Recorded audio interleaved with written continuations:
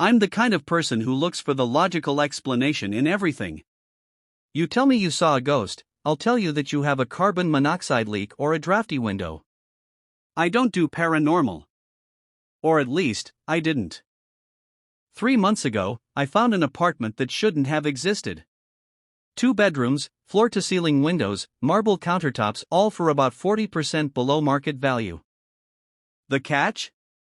The landlord, an elderly guy named Mr. Henwick, told me the pantry in the kitchen was permanently sealed for structural storage and was never to be opened. I laughed. I thought, fine, keep your old newspapers in there. For this price, I'll buy a freestanding cabinet.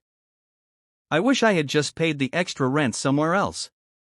Because what started as a quirky apartment feature turned into a week of absolute psychological warfare.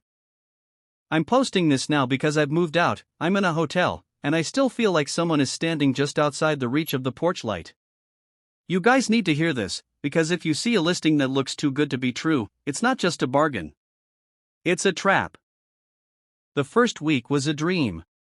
The building was one of those old 1920s Gothic-style hotels. Thick walls, heavy doors, total privacy. It was dead silent, except for the pantry. About 10 days in, I hear this thud. It sounded like a heavy book falling onto a carpet. It came from behind the sealed pantry door. I called Mr. Henwick. He told me the building settles and to ignore it. I wanted to believe him. But then, the smell started. It wasn't a dead animal smell. It was heavy. Like old perfume mixed with wet wool and something metallic. It would waft out from the cracks of the pantry door at exactly 2 a.m. every night. I walked into the kitchen, and that's when I saw it. The sealed pantry door was cracked open by maybe half an inch. I grabbed a butcher knife, thinking intruder. I threw my entire weight against it, but it was like something was holding it from the other side. As the door slammed shut, I heard a sound that still makes my skin crawl. A wet, raspy, adult giggle. And then, a whisper through the wood, "Not yet, Elias. It's not dinner time yet.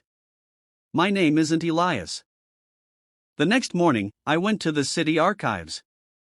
The building was built in the 20s with a network of servant tunnels behind the walls. My pantry wasn't a pantry, it was a primary access hub for the entire floor's tunnel system. I called the police.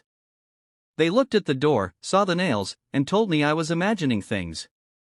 They said the door hadn't been opened in 30 years. I felt like an idiot. I went to bed feeling relieved. That was my mistake. At 3:14 a.m., I woke up to a cold, metallic-smelling breeze. I opened my eyes. Jasper was gone. Standing in the corner of my room was a figure. Tall. Way too thin. Wearing a tattered bellhop uniform from 80 years ago.